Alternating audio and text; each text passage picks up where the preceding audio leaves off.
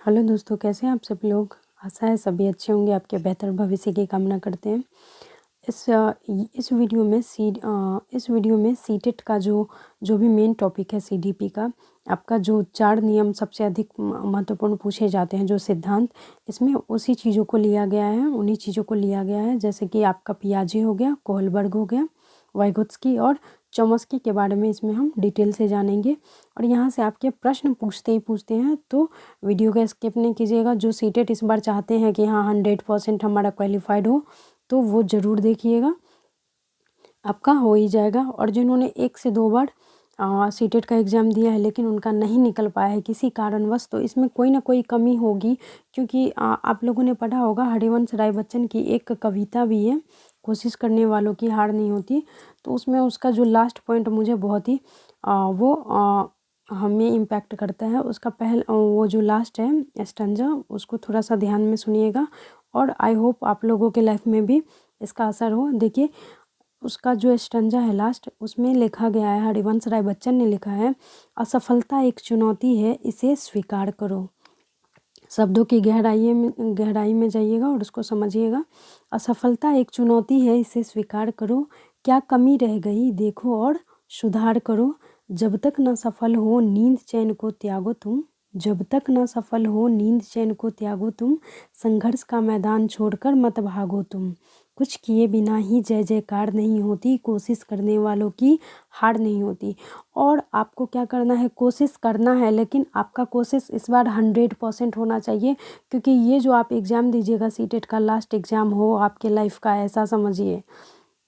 यानी कि इस निगेटिव नहीं लीजिएगा, सीटेट ये इस बार आपको किसी हाल में क्रैक करना है, ठीक है, क्वालिफाइड होना है आपको अच्छे मार्क से। क्योंकि इस बार जो 2023 में जो वैकेंसी आने वाली है, भरपूर मात्रा में बिहार में वैकेंसी आने वाली है, सुपर टेट आने वाली है, यूपी टेट फिर से आने वाला है।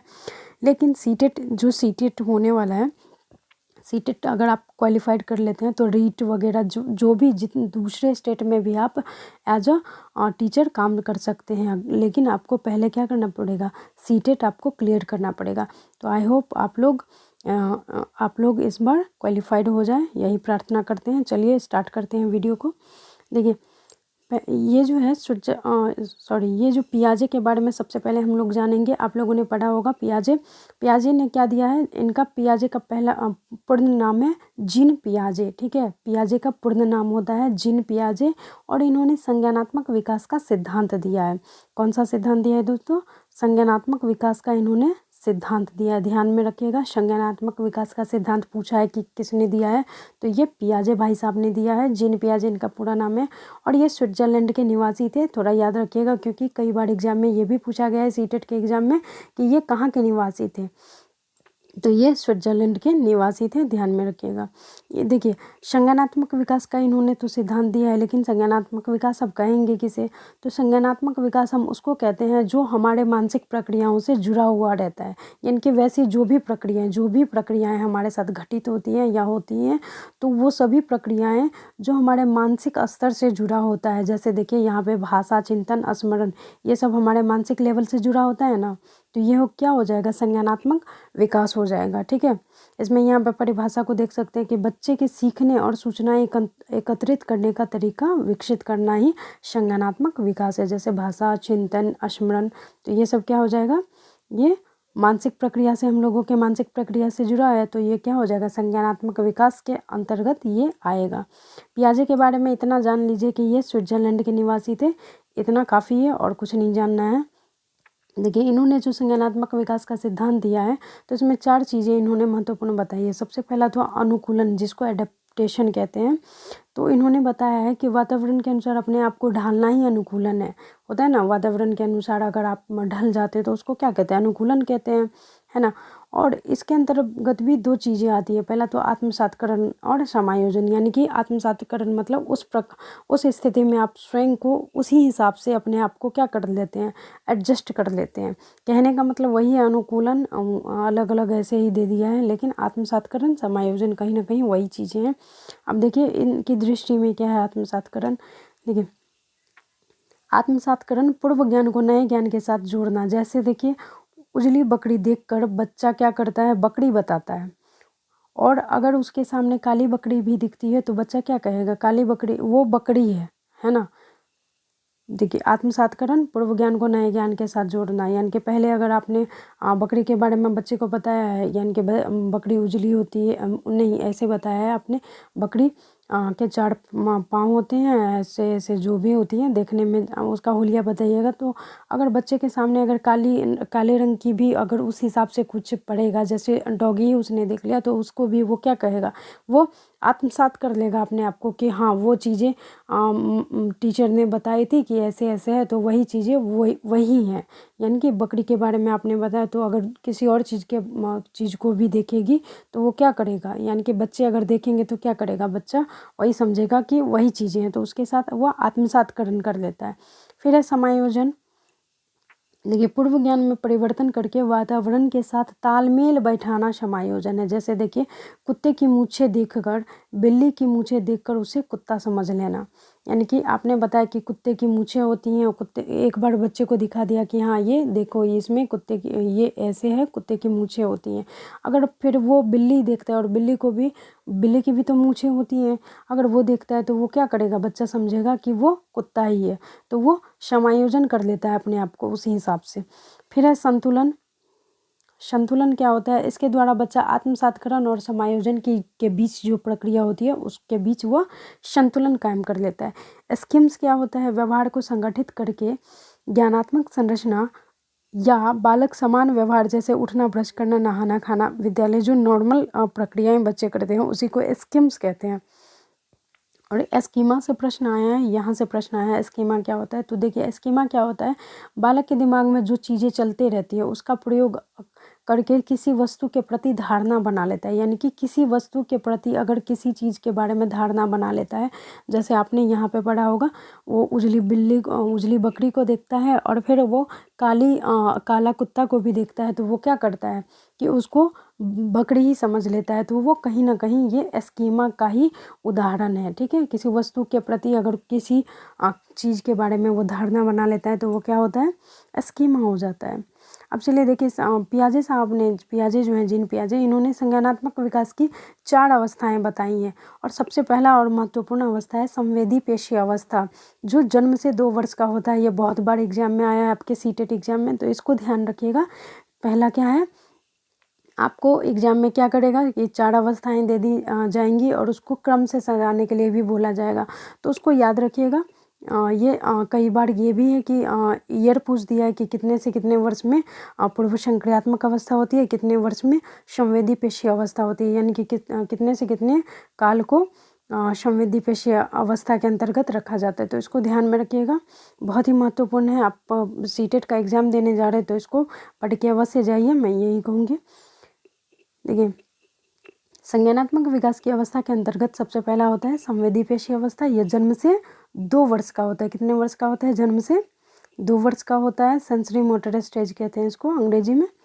इस अवस्था में क्या करता है बच्चा, जो होता है अपनी ज्ञान इंद्रियों के माध्यम से वो कुछ सीखता है, कुछ भी सीखता है। जैसे देखिए, जन्म से 2 वर्ष का बच्चा, आप उससे बातें थोड़ी करेगा, वो क्या करेगा, इंद्रियों के माध्यम से। अगर मान लीजिए उसको भूख लगी है तो वो क्या, रोने लगता है, तो उसकी माँ क्या करती है, उसको दूध पिलाती है। यानी कि भूख लगी तो भी रोएगा, अगर उसको कुछ चाहिए होगा तो भी वो रोएगा, सोना होगा तो भी रोएगा, मतलब रोते रहता है ना।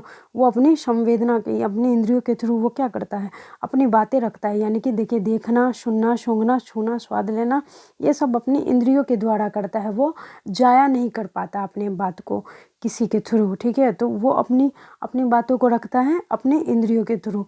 मतलब थोड़ा सा ये भी देख सकते हैं कि जन्म से 2 वर्ष का बच्चा किस हिसाब से क्या करता होगा, तो भली बात ही समझ जाते होंगे। अब इस अवस्था में क्या होता है, ये थोड़ा सा फॉल्ट हो गया है। इस अवस्था में क्या होता है, इसमें अनुकरण, स्मृति और मानसिक निरूपण तीनों चीज़ें संबंधित होती है। ये एग्जाम में आया है कि किस अवस्था में अनुकरण, स्मृति और मानसिक निरूपण तीनों चीज़ें संबंधित होती है। तो कौन सी अवस्था होगा, ये संवेदी पेशी अवस्था होती है। जन्म से 2 वर्ष का बच्चा क्या करता है, आप अपने घर में देखे होंगे कि जो छोटा बच्चा होता है वो जो भी आप कीजिएगा तो वो उसको क्या करते रहता है, अनुकरण करता है। जैसे आप मान लीजिए कंघी कर रहे हैं आईना में देख के, तो वो क्या करेगा, वो भी कंघी लेके आईना में देख के अपने आप का कुछ करते रहता है। यानी कि आप जो भी कुछ करिएगा तो वो आपका क्या करेगा, अनुकरण करेगा। स्मृति, स्मृति मतलब याद, यानी कि वो अपने मतलब जन्म से 2 वर्ष के बच्चे क्या होते हैं, अपने मेमोरी में थोड़ा सा ये पावर बना लेते हैं, पावर बॉन्ड बना लेते हैं कि कौन से उनके रिलेटिव्स हैं और कौन से मतलब अन्य आदमी हैं। जैसे ही मतलब नहीं देखते रहते हैं कि अगर बच्चा किसी और के गोद में जाता है तो वो रोने लगता है, इसीलिए रोने लगता है क्योंकि इसका स्मृति पावर में अभी उसका क्या रहता है कि वो हमसे अनजान है, तो इसीलिए वो रोने लगता है। मानसिक निरूपण वही हुआ, मानसिक निरूपण यानी कि इन दोनों चीज़ों के साथ वो अपने आप को मानसिक निरूपित कर लेता है, यानी कि दिमाग में बैठा लेता है कि हमारा कौन अपना है, कौन मतलब कोई अन्य है। यानी कि जैसे होते रहता है ना, किसी अन्य के गोद में बच्चा जैसे ही जाता है वैसे वो अलाप विलाप करने लगता है।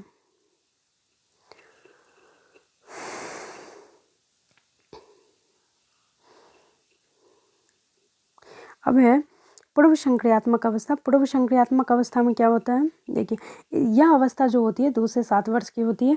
इसको बिल्कुल भी स्किप नहीं कीजिएगा, ये अवस्थाएं पूछते रहता है, काल भी पूछते रहता है कि कितने से कितने समय का होता है। ठीक है, पूर्व संक्रियात्मक अवस्था 2 से 7 वर्ष का होता है। इस अवस्था में क्या होता है, देखिए इस अवस्था में जो होता है, बालक अपने आसपास की वस्तुओं को समझता है और अंतर करने की कोशिश करता है, अंतर कर नहीं पाता, अंतर करने की कोशिश करता है। इसी अवस्था में भाषा का विकास भी होता है और वस्तु स्थायित्वता का भी विकास होता है। इतना ध्यान में रखिएगा। इसमें क्या होता है, बच्चा कोशिश करता है कि अंतर समझे, लेकिन ये जैसे आप एग्जाम्पल दीजिएगा कि ये डॉगी है, ये बिल्ली है, ये लाइन है, तो उसको क्या करेगा, वो अंतर समझने की कोशिश करता है लेकिन एग्जैक्ट उससे हो नहीं पाता है। आप खुद ही गेस कर सकते हैं 2 से 7 वर्ष का बच्चा कैसे किस हिसाब से रिएक्ट करेगा। तो ध्यान रखिएगा, पूर्व संक्रियात्मक अवस्था 2 से 7 वर्ष की अवस्था होती है। फिर है मूर्त संक्रियात्मक अवस्था। मूर्त संक्रियात्मक अवस्था 7 से 11 वर्ष का होता है। इस अवस्था में बच्चे क्या करते हैं, वस्तुओं को अच्छी तरह से पहचानने लगते हैं और उसके साथ अंतर भी कर पाते हैं। ठीक है, और इस अवस्था में क्या होता है, बच्चे जीवों, भार, संरक्षण आदि ये सब समझने लगता है, यानी कि कितना वेट है, कितना हाइट है, ये सब उसमें क्या करते रहता है, वो समझने लगता है। और इसमें चिंतन की अवस्था स्टार्ट हो जाती है। हालांकि वो चिंतन करता है लेकिन उस हिसाब से सही से नहीं कर पाता है, लेकिन चिंतन करना इसमें प्रारंभ कर देता है। देखिए वस्तुओं का वर्गीकरण करने की क्षमता भी हो जाती है, यानी कि यहाँ पे ये समझने लगता है कि कौन सी चीज़ें कितने प्रकार की हो सकती हैं और कितने प्रकार की नहीं हो सकती है। ठीक है, तो इन चीज़ों का ध्यान रखिएगा। ये एज स्टार्ट रखिएगा, एज ध्यान रखिएगा, इतना से इतना वर्ष का होता है। फिर है औपचारिक संक्रियात्मक अवस्था, ये इसका लास्ट स्टेज है औपचारिक संक्रियात्मक अवस्था। इसको अमूर्त संक्रियात्मक अवस्था भी कहते हैं। इस अवस्था में क्या होता है, बालक अप्रत्यक्ष रूप से और अमूर्त चीज़ों के बारे में भी चिंतन, तर्क आदि करने लगता है, यानी अच्छे तरह से वो बेहतर ढंग से वो क्या करने लगता है, उसको समझने लगता है। और तार्किकता का जो होता है, जैसे किशोरावस्था होता है ना, इसी हिसाब से ये संज्ञानात्मक विकास की अवस्था में ये अवस्था होती है। और इस अवस्था में क्या होता है, चिंतन तर्क, देखिए चिंतन तर्क आदि अच्छे तरह से और बेहतर ढंग से करने लगता है। इस अवस्था में बच्चा नियमों पर भी तर्क करने लगता है। इस अवस्था में भाषा विकास, संप्रेषण विकास ऊंचाइयों पर होती है। इस अवस्था में सोचने समझने की क्षमता अत्यधिक होने लगती है और वो बच्चा क्या करता है, समस्या समाधान करने की भी कोशिश करता है। तो ये औपचारिक संक्रियात्मक अवस्था एक हो गया, मूर्त संक्रियात्मक अवस्था और पूर्व संक्रियात्मक अवस्था और संवेदी पेशी अवस्था पियाजे के अनुसार। ये पियाजे हमारा खत्म हो गया। चलिए अब बढ़ते हैं लॉरेंस कोहलबर्ग के नैतिक सिद्धांत पे। ये लॉरेंस कोहलबर्ग इनका नाम है। ये कितने बच्चे तो इसमें कंफ्यूज हो जाते हैं कि कोहलबर्ग और एक है कोहलर, है ना, कोहलर, जिन्होंने अंतर्दृष्टि सूझ का सिद्धांत दिया है, उसके बारे में भी पढ़ेंगे। लेकिन पहले ये कोहलबर्ग, देखिए कोहलबर्ग है और ये कोहलर है। तो कोहलबर्ग ने नैतिकता का सिद्धांत दिया है, यानी कि मोरालिटी जिसको कहते हैं। ठीक है, नैतिकता का सिद्धांत इन्होंने दिया है, कोहलबर्ग ने दिया है। और कोहलबर्ग का पूरा नाम है लॉरेंस कोहलबर्ग। ठीक है, चलिए कोहलबर्ग, इनके बारे में थोड़ा सा जान लीजिए। इन्होंने इस सिद्धांत को दिया है, यानी कि जनक मतलब आविष्कारक ये अमेरिका के मनोवैज्ञानिक है, इसको भी ध्यान में रखिएगा क्योंकि कई बार पूछा गया है। आपको कुछ भी मतलब ये नहीं ज़रूरी नहीं है कि थॉर्नडाइक के बारे में पूछे, थॉर्नडाइक कहाँ का निवासी था, कहीं से कोई भी किसी भी मनोवैज्ञानिक के बारे में दे सकता है कि ये कहाँ के निवासी थे, इनका मतलब स्थान क्या कहते हैं, ये कहाँ के मनोवैज्ञानिक थे नहीं थे, ये थोड़ा सा ध्यान रखिएगा, यहाँ से प्रश्न बनते हैं। अभी तक बहुत बार थॉर्नडाइक का आया है, देखिए इस बार किसका आता है, तो ध्यान रखना है कि कौन कहाँ के निवासी थे। इन्होंने नैतिकता का सिद्धांत दिया है। देखिए अब नैतिकता क्या होती है, नैतिकता सबको पता होता है नैतिकता क्या होती है। बच्चे देखिए, जब बच्चे सही और गलत चीज़ों, व्यवहार हो आदि की पहचान करके वह क्या करता है, नैतिकता, यानी कि बच्चा जब सही और गलत चीज़ों में फ़र्क करना जान लेता है, जब बच्चे सही और गलत चीज़ों में क्या करता है, फ़र्क करना जान लेता है और इन व्यवहारों को समझने लगता है, पहचानने लगता है, तो वही नैतिकता होती है।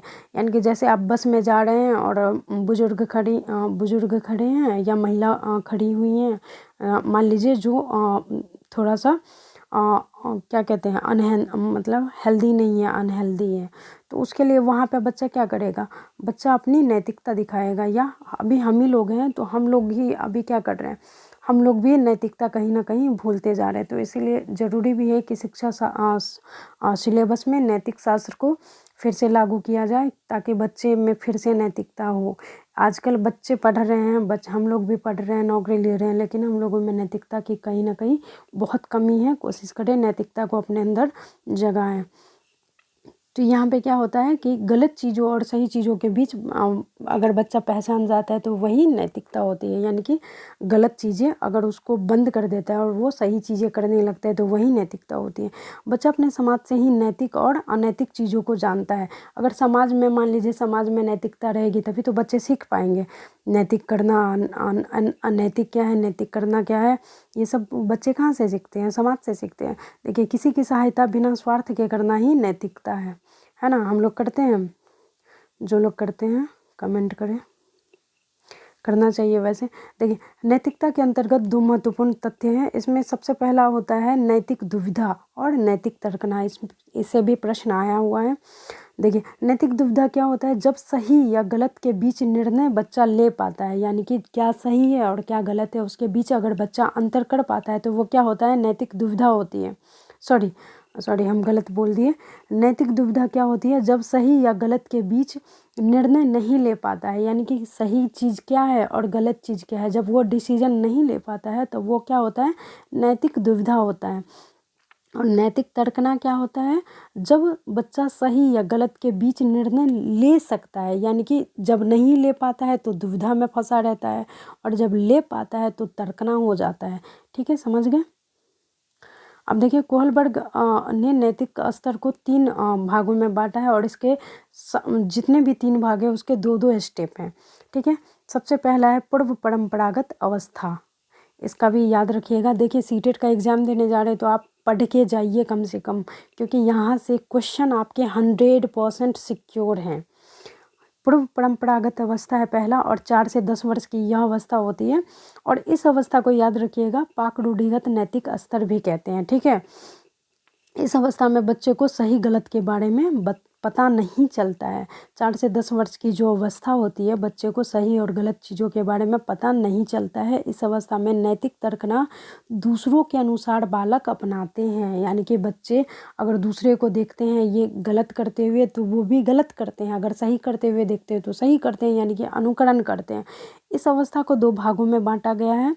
किस अवस्था को, पूर्व परंपरागत अवस्था को 2 भागों में बांटा गया है। सबसे पहला जो अवस्था है दंड एवं आज्ञा, क्या है, दंड एवं आज्ञा, आज्ञा नहीं आज्ञा। दंड एवं आज्ञा पालन अभिमुखता के स्तर में बच्चे की नैतिकता सजा और आज्ञा पालन पर आधारित होती है। कोहलबर्ग का यह मत है कि बालक कोई व्यवहार करता है तो उसे दंड ना मिले, उस अनुसार वह बालक क्या करते रहता है, व्यवहार करता है। अगर चोरी करेगा तो उसे दंड मिलेगा, यदि बड़ों की आज्ञा अनुसार कार्य करेगा तो उसकी प्रशंसा होगी। यही सोच के बच्चा क्या करता है, दंड एवं आज्ञा, इसका पहला स्टेप है किसका, परंपरागत अवस्था का पहला स्टेप है दंड एवं आज्ञा। इसमें क्या करता है बच्चा, अपने बड़ों की प्रशंसा सुनने के लिए वो उसी हिसाब से काम करता है, और मन ही मन ये भी डर लगा रहता है कि अगर हम ये चीज़ें नहीं करेंगे तो हमको बड़ों से डांट सुननी पड़ेगी। तो यही है दंड एवं आज्ञा अवस्था। और दूसरा है आत्म अभिरुचि या प्रतिफल अभिमुखता या सापेक्षता अवस्था। इस अवस्था में बच्चे क्या करते हैं, जैसे दूसरे के साथ व्यवहार करते हैं वही व्यवहार वह अपनाता है। जैसे मान लीजिए आपको क्या कहते हैं, अगर मान लीजिए आप किसी बच्चे को डांटते हैं और वो गुड़िया के साथ खेल रहा है, तो बच्चा क्या करेगा, उस गुड़िया को ही पीटेगा। यानी कि आप जैसा व्यवहार अपने बच्चे के साथ करिएगा वैसा ही व्यवहार वो दूसरे के साथ भी सीखता है। तो इसको ध्यान में रख के थोड़ा सा बच्चों पे ध्यान दीजिए।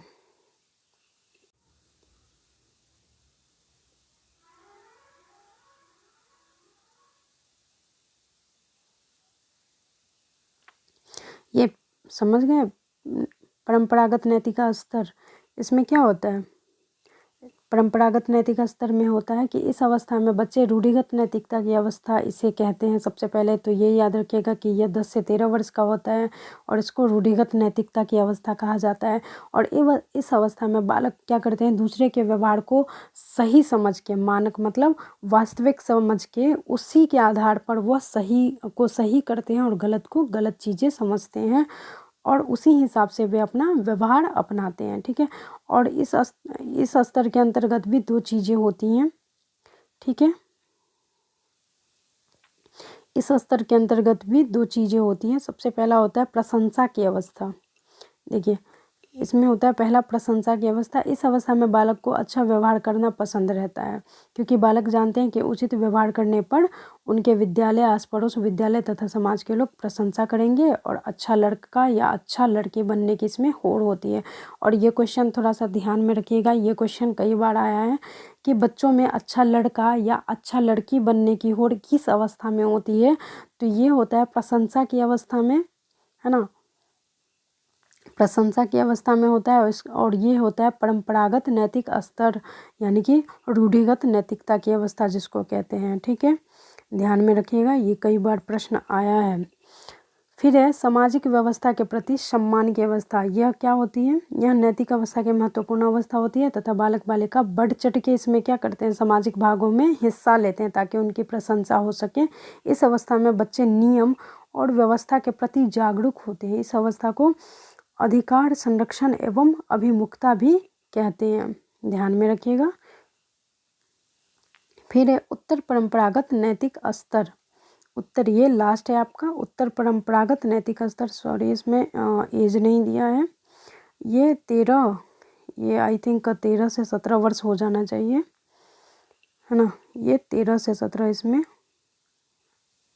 13 से 17 वर्ष हो जाना चाहिए। इसका जो ईयर होता है 13 से 17 वर्ष।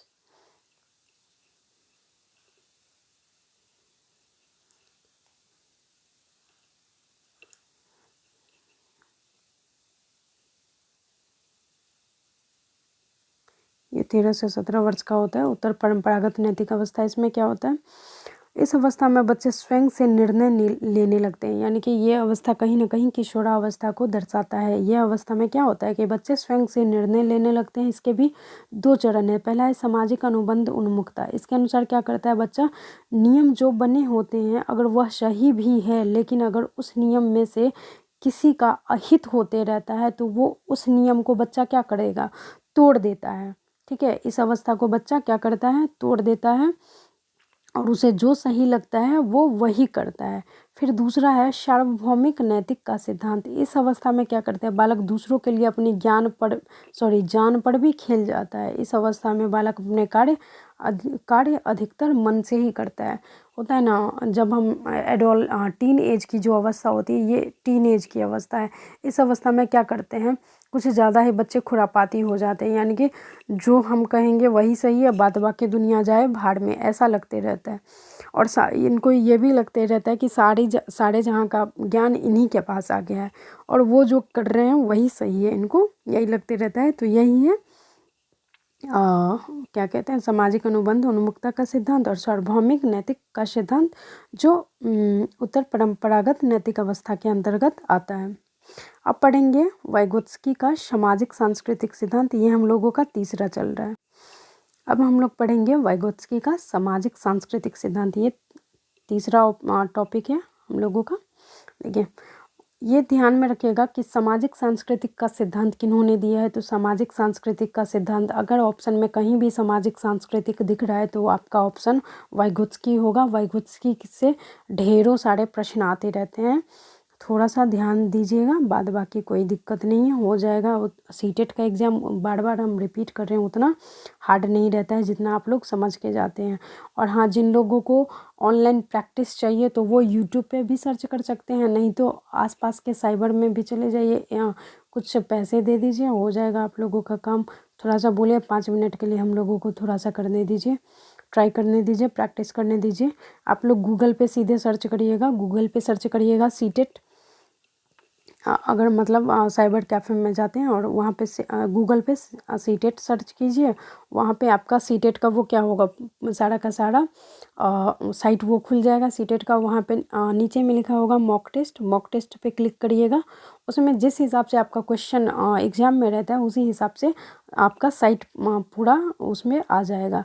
तो उस हिसाब से आप लोग 10-15 मिनट टेस्ट कर सकते हैं जाके, और हाथ अपना बैठा सकते हैं। माउस का सब सारा का सारा खेल होता है। कई बच्चे ये भी हैं कि डरने लगते हैं कि हाँ, हम कभी तो कंप्यूटर यूज ही नहीं किए हैं तो कैसे हम यूज करें। तो उसमें ज़्यादा कुछ डरने वाली बात नहीं है। बाद बाकी वहाँ भी जब आप एग्ज़ाम हॉल में जाइएगा तो वहाँ पे आपका सारा सेटअप करके देगा और आपको कुछ नहीं करना है, बस राइट लेफ़्ट क्लिक उसका ध्यान रखिए और कुछ नहीं करना है। आपको क्वेश्चन देना है और थोड़ा सा प्रैक्टिस बस कर लीजिएगा, हो जाएगा, कोई टेंशन नहीं है। चलिए बढ़ते हैं वाइगोत्स्की के सामाजिक सांस्कृतिक सिद्धांत पे। देखिए, इनका पूरा जो नाम है, कई बार ये भी पूछा गया कि इनका पूरा नाम क्या है। तो शिमकोविच वाइगोत्स्की इनका पूरा नाम है। क्या नाम है? शिमकोविच वाइगोत्स्की। और ये रूसी मनोवैज्ञानिक है। जितने भी अभी तक हम लोगों ने ये सिद्धांत पढ़ा है तो उसमें हम लोगों ने पढ़ा है कि कौन कहाँ के निवासी थे। तो ध्यान रखिएगा, प्रश्न वहाँ से 1 नंबर आपका 100% आएगा ही आएगा। ये देखिए, लेव वाइगोत्स्की का पूरा नाम शिमकोविच वाइगोत्स्की है और ये रूसी मनोवैज्ञानिक है। इस सिद्धांत में मानव अपने समाज और संस्कृति से अंतःक्रिया करके सीखता है, अर्थात बालक में विकास सामाजिक और अंतःक्रिया के बाद होता है। यानी कि वाइगोत्स्की महोदय का ये कहना है कि बच्चे में जो भी विकास होता है, बच्चे जो डेवलप करते हैं, तो वो क्या होता है, कहीं ना कहीं वो सामाजिक अंतःक्रिया यानी कि समाज से क्या करते हैं, इंटरेक्ट करते हैं, उसके बाद बच्चे सीखते हैं। और ये कहीं ना कहीं बहुत सही है। देखिए, ये थोड़ा सा याद रखिएगा, ये कथन कई बार पूछा गया है कि बताइए किनका कथन है कि बालक का विकास अवस्था के अनुसार होता है और उसमें पहले विचार उत्पन्न होता है। लेकिन वाइगोत्स्की का मत है कि उसमें पहले क्या होता है, सामाजिक द्वारा वो भाषा सीखता है। यानी कि ये कई बार आया है, पियाजे ने कहा है कि बच्चे का जो विकास होता है वो अवस्था के अनुसार होता है। सबसे पहले तो ये इन्होंने दो इनके कथन है, बच्चे का विकास अवस्था के अनुसार होता है, जबकि वाइगोत्स्की ने कहा है कि बच्चे का जो विकास होता है सामाजिक अंतःक्रिया करने के बाद होता है। और इन्होंने ये एक दूसरा मत ये भी दिया है कि पियाजे का ये भी मत है कि बच्चे में पहले विचार उत्पन्न होते हैं। और क्या इन्होंने कहा है कि बच्चे में पहले विचार उत्पन्न होता है। वाइगोत्स्की ने क्या कहा है कि बच्चे में पहले भाषा उत्पन्न होती है। ठीक है, तो उसको ध्यान रखिएगा, ये कथन आया है, कई बार आया है, हो सकता है इस बार भी पूछे। देखिए, वाइगोत्स्की का जो सिद्धांत है, इसमें इनके कई उपनाम हैं। सबसे पहला तो है सामाजिक विकास का सिद्धांत, इसको कहा जाता है ना। मूल है इसका सामाजिक विकास का सिद्धांत। सबसे पहले आपको दे देगा कि सामाजिक विकास का सिद्धांत किन्होंने दिया है। तो सामाजिक विकास का सिद्धांत लेव वाइगोत्स्की ने दिया है और इसी सिद्धांत का नाम ये सभी है। सामाजिक सांस्कृतिक विकास का सिद्धांत, सामाजिक संज्ञानात्मक विकास का सिद्धांत, सामाजिक रचनावाद का सिद्धांत, समीपस्थ निकट विकास का सिद्धांत, जोन ऑफ प्रॉक्सिमल डेवलपमेंट, इसमें ये सबसे महत्वपूर्ण है, जोन ऑफ प्रॉक्सिमल डेवलपमेंट। ये आपको दे दिया जाएगा कि ZPD, इसका शॉर्ट नेम है। ZPD किस मनोवैज्ञानिक से जुड़ा हुआ है, तो ZPD वाइगोत्स्की से जुड़ा हुआ है, ध्यान रखिएगा। अब देखिए वाइगोत्स्की ने जो सिद्धांत दिया है, वाइगोत्स्की ने जो सिद्धांत दिया है, इसमें इन्होंने 2 महत्वपूर्ण तथ्य बताए हैं। सबसे पहला तथ्य तो ये है कि ZPD जो समीपस्थ निकट विकास का क्षेत्र है, देखिए इसमें क्या होता है, वास्तविक विकास का स्तर और संभावित विकास का स्तर के बीच के अंतर को ही समीपस्थ विकास का क्षेत्र कहते हैं। क्या कहते हैं? वास्तविक विकास का स्तर, यानी कि बच्चे का जो लेवल है, ठीक है। अगर मान लीजिए बच्चे का लेवल क्या है, बच्चे का लेवल है 90% लाना, सॉरी 90 बहुत हो गया। अच्छा मान लीजिए बच्चे का लेवल क्या है, अगर हिंदी पढ़ रहा है तो बच्चे का लेवल वो क्या समझ रहा है, बच्चे समझ रहा है कि वो सिर्फ 20% ही कर सकता है। बच्चा क्या कर सकता है, उसको समझ में ही नहीं आ रहा है, वो 20% ही कर सकता है। लेकिन अगर उसमें क्या करते हैं, शिक्षक जो आते हैं, शिक्षक उसको बताते हैं कि तुम ऐसे करो, ये इस हिसाब से पढ़ो, इस हिसाब से टाइम टेबल रखो, तो तुम्हारा क्या होगा, इसमें ज़्यादा गेन होगा। तो थोड़ा सा मेहनत करवाता है। तो ये बच्चे का तो वास्तविक लेवल हो गया, 20% बच्चे का क्या हो गया, वास्तविक लेवल हो गया। और यहाँ पे किसी की हेल्प के द्वारा, वो किसी के गाइड के द्वारा अगर वहाँ पे वो 60% पे पहुँच जाता है, तो ये क्या हो गया, ये क्या हो गया, उसका संभावित स्तर हो गया, यानी कि उससे एक्स्ट्रा भी वो चीज़ें प्राप्त कर सकता है। अब ये नहीं कि 60% पे ही आके रुक जाएगा, वो 90% भी प्राप्त कर सकता है। तो यही है कि वास्तविक विकास का जो स्तर होता है और संभावित विकास का स्तर होता है, उसके बीच का अंतर होता है समीपस्थ विकास का क्षेत्र, ठीक है। इसी को कहते हैं ZPD, ठीक है, समझ गए। और इसमें हमेशा याद रखिएगा, इसमें क्या होती हैं, जो आप मतलब जो भी गाइड करने वाले होते हैं या पढ़ाने वाले होते हैं, वो या तो टीचर रहेंगे या उनके पेरेंट्स रहेंगे या कोई भी उनसे जो एक्स्ट्रा चीज़ें जानते होंगे वो रहते हैं, वही उनकी क्या करते हैं, हेल्प करते हैं। यहाँ पे हम लोग इसी के बारे में थोड़ा सा ये देखिए, एस्केप फोल्डिंग उसी से मिलता जुलता है। एस्केप फोल्डिंग क्या होता है, एस्केप फोल्डिंग को तो हिंदी में ढांचा या सहारा कहते हैं। इसमें क्या होता है, वयस्कों और सहयोगियों द्वारा दी जाने वाली मदद होती है। यानी कि बच्चा मान लीजिए क्या करता है, साइकिल चलाना सीख रहा है, ठीक है।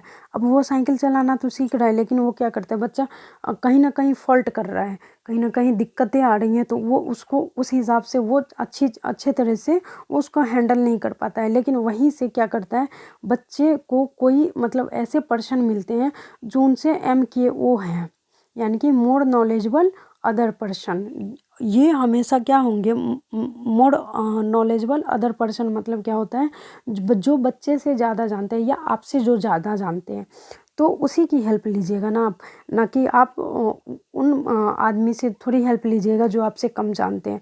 तो हमेशा आप कोशिश कीजिएगा कि उनसे हमें हेल्प ले जो आपको बेहतर ढंग से आपका क्या करे, सहारा बने, यानी कि आपका कहीं ना कहीं प्रॉफिट मिले, आप उससे हेल्प लीजिएगा। तो वही है कि जब बच्चा क्या करता है, जब साइकिल सीखना वो सही से चाहता है, तो वो क्या करेगा, जिसको साइकिल नहीं चलाना आता है वो उससे थोड़ी हेल्प लेगा, उससे हेल्प लेगा जिससे बेहतर तरीके से वो साइकिल चलाना सीख सकता है। तो इसी को कहते हैं MKO, मोर नॉलेजेबल अदर, यानी कि जब वो अच्छे मतलब MKO से मदद लेता है। और इसका MKO जो होता है, वयस्क भी हो सकता है, कोई सहयोगी भी हो सकता है, उसके पेरेंट्स भी हो सकते हैं, उसके टीचर भी हो सकते हैं, ठीक है। अब देखिए यहाँ पे यही फिर से दोबारा ये कथन मैंने इसलिए डाल दिया है क्योंकि यहाँ से प्रश्न बनते हैं, ये याद रख लीजिएगा, याद कर लीजिएगा। यहाँ से ये आपका वाइगोत्स्की भी ख़त्म हो गया। अब चलते हैं नोम चॉम्स्की के भाषा विकास सिद्धांत पे। ये देखिए नोम चॉम्स्की का भाषा विकास का सिद्धांत, ये लास्ट है आपका, महत्वपूर्ण यही सब है, यहीं से प्रश्न पूछते हैं। नोम चॉम्स्की भाषा विकास का सिद्धांत, इसमें भी ज़्यादा कुछ नहीं है, इसको इनबॉर्न थ्योरी कहा गया है, इसको ध्यान रखिएगा। ये देखिए इन्होंने नोम चॉम्स्की ने भाषा विकास का सिद्धांत दिया, लैंग्वेज पे इन्होंने काम किया है, ठीक है। भाषा विकास का सिद्धांत किसने दिया है, तो याद रखिएगा नोम चॉम्स्की ने दिया है। ये कहाँ के मनोवैज्ञानिक थे, तो ये कहाँ के मनोवैज्ञानिक थे, अमेरिका के मनोवैज्ञानिक थे, ठीक है। कौन थे, नोम चॉम्स्की, और इन्होंने दिया है भाषा विकास का सिद्धांत। देखिए इन्होंने मत दिया है कि भाषा सीखने की क्षमता जो होती है जन्मजात होती है, इनका अलग लेवल है। इन्होंने क्या कहा है, कि जो बच्चे भाषा सीखते हैं उन वो भाषा सीखने का जो क्षमता होता है उनका, वो क्या होता है, जन्मजात होता है, इन्होंने ये कहा है। और इन्होंने ये भी कहा है कि बालक के मस्तिष्क में एक यंत्र पाया जाता है जो जन्मजात रूप से, जिस कारण बच्चा भाषा सीखता है, और उस यंत्र का नाम इन्होंने बताया है, देखिए LAD। ठीक है, इन्होंने क्या बताया है, LAD, यानी कि लैंग्वेज एक्विजिशन डिवाइस। लैंग्वेज मतलब भाषा, आप लोगों को पता ही होगा। एक्विजिशन मतलब अधिग्रहण होता है, डिवाइस मतलब यंत्र करने वाला, यानी कि भाषा को जो अधिग्रहण करने वाला यंत्र होता है, इसको इन्होंने LAD बताया है। और ध्यान में ये रखने वाली बातें हैं कि इनसे जब भी प्रश्न पूछा गया है तो यही प्रश्न पूछा गया है कि भाषा सीखने की जन्मजात क्षमता होती है, यह कथन किनका है या यह सिद्धांत किनका है। तो यह सिद्धांत नोम चॉम्स्की का है। और इन्होंने कहा है कि भाषा सीखने की क्षमता जन्मजात होती है, भाषा हम अर्जित नहीं कर सकते।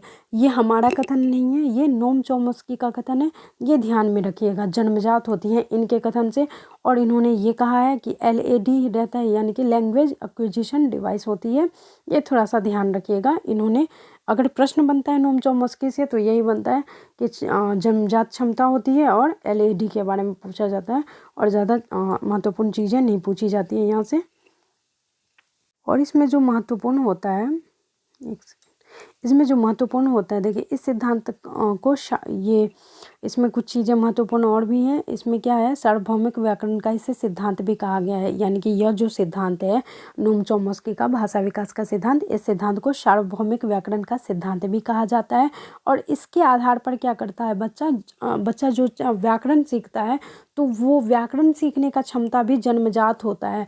और प्रश्न कई बार आप लोगों ने प्रीवियस ईयर अगर बनाया है तो ये प्रश्न आपसे ज़रूर टकराया होगा कि सार्वभौमिकरण व्याकरण जो होता है वो किसने बताया है कि बच्चे में जन्मजात पाया जाता है ना। तो नोम चॉम्स्की ने बताया। तो ये याद रखिएगा, सार्वभौमिक व्याकरण का सिद्धांत नोम चॉम्स्की का जो भाषा विकास का सिद्धांत है इसी के अंतर्गत आता है। और इन्होंने ये भी बताया है कि बच्चे के मन मस्तिष्क में व्याकरण की जन्मजात क्षमता होती है, यानी कि बच्चे जन्म से ही व्याकरण को सीखते हैं। ठीक है, तो ये महत्वपूर्ण था। और इसमें नोम चॉम्स्की में कुछ ज़्यादा खास है नहीं। चॉम्स्की में इन्होंने भी चॉम्स्की जो हैं इन्होंने भी भाषा विकास के सिद्धांत में 2 संप्रत्यय दिए हैं। पहला तो है सरफेस लेवल, जिसको सतही संरचना कहते हैं। इसमें क्या करता है, बालक सिर्फ ध्वनि और शब्दों को सिर्फ जान पाता है, यानी कि जैसे खाना पीना रोना वगैरह, अगर मतलब वो क्या करता है कि हाँ खाने का टाइम नहीं, मतलब खाना आ रहा है या पानी पिएंगे ऐसे वैसे, रोना, ये सब क्या करता है, यानी कि उसके अर्थ को नहीं समझता है बच्चा, सिर्फ शब्दों को जानता है कि हाँ ये खाना है, ये पीना है, ये रोना है। ठीक है, इसका अर्थ नहीं समझता है, बस बच्चे शब्द को जानता है। लेकिन ये क्या होता है, ये सतही संरचना यानी कि ऊपरी लेवल जो होता है बच्चे का। और गहरी संरचना के अंतर्गत क्या होता है, इस स्तर में बालक क्या करते हैं, शब्दों का अर्थ पता कर लेते हैं, यानी कि रोना क्या होता है, तो वास्तविक में रोना क्या होता है उसको बच्चा जान लेता है। ठीक है, तो यही था हम लोगों का ये सीटेट का जो फर्स्ट पेपर आप लोग देने जा रहे हैं। तो इसके लिए बहुत ही महत्वपूर्ण वीडियो है, इसको ज़रूर से ज़रूर देख के जाएं, आपका 100% ये काम आएगा आपको। और यहाँ से प्रश्न आपके कम से कम 4 से 5 प्रश्न यहाँ पे बनते हैं। अब बोलिएगा इतना पढ़ लिया और 4 से 5 प्रश्न, तो देखिए हर जो भी प्रश्न बनता है उसमें बहुत सारे और भी सिद्धांत हैं, तो वो ज़्यादा महत्वपूर्ण नहीं है। आपका पेडागोजी का अगर आप एग्ज़ाम देने जा रहे हैं तो वही चीज़ें पढ़ के जाइए जो आपको एग्ज़ाम में आने वाला है, बिना मतलब में इधर उधर मत फंसिए। और ज़्यादातर यूट्यूब के चक्कर में मत पड़िए, और यूट्यूब के चक्कर में भी पढ़ते हैं तो कम से कम 1 से 2 चैनल पर विश्वास कीजिए, क्योंकि बहुत सारे ऐसे चैनल हैं जो पैसे लेते हैं और पेड करवाते हैं अपने नोट्स उनका जो भी अगर आप लीजिएगा तो वो पेड्स भी करवाते हैं, यानी कि पैसे भी लेते हैं, और फिर भी उस हिसाब से रिजल्ट आपको नहीं मिल पाता है। और वो कहा जाता है ना, नामी बनिया का कुछ क्या बिकता है वही है। तो उस सब के चक्कर में नहीं पड़िएगा। आप ज़्यादा से ज़्यादा कोशिश कीजिए अपनी सेल्फ स्टडी पे। सेल्फ स्टडी बेस्ट है। और यूट्यूब चैनल देखते भी हैं तो आप कम से कम 1 से 2 देखिए, ज़्यादा नहीं देखिए। ज़्यादा लोगों पे भरोसा नहीं कीजिए, क्योंकि वही जिस पे आप ज़्यादा ट्रस्ट कीजिएगा वही कहीं ना कहीं आपको आघात देते हैं। और यूट्यूब पे क्या होता है, ज़्यादा से ज़्यादा टाइम बर्बाद होता है। और यूट्यूब देखने का भी समय होता है। पहले आप तो सेल्फ स्टडी कीजिए और रात में सोने के समय आप देख लीजिए, कोई दिक्कत नहीं है। उसमें क्या हो जाएगा, आपका रिवीजन भी हो जाएगा। अब ये नहीं कि आपका स्टडी टाइम हुआ और स्टडी टाइम आप यूट्यूब खोल के बैठ गए, तो ऐसे नहीं कीजिए, उसमें आपका ही टाइम बर्बाद हो रहा है। ठीक है। और ज़्यादा से ज़्यादा आप लोग सेल्फ स्टडी कीजिए, प्रैक्टिस सेट बनाइए और रिवीजन करते रहिए। आप लोगों की तैयारी रंग लानी चाहिए, क्योंकि बहुत कम समय रह गया है कि कभी भी आप लोगों का एग्ज़ाम डेट आ सकता है। ठीक है। तो तैयारी इस हिसाब से करनी है कि आप लोगों का सीटेट इस बार क्वालिफाइड हो जाए। चलिए, भगवान से यही शुक्र करते हैं। ठीक है, चलिए, शुभ रात्रि आप लोगों को। मिलते हैं अगले वीडियो में।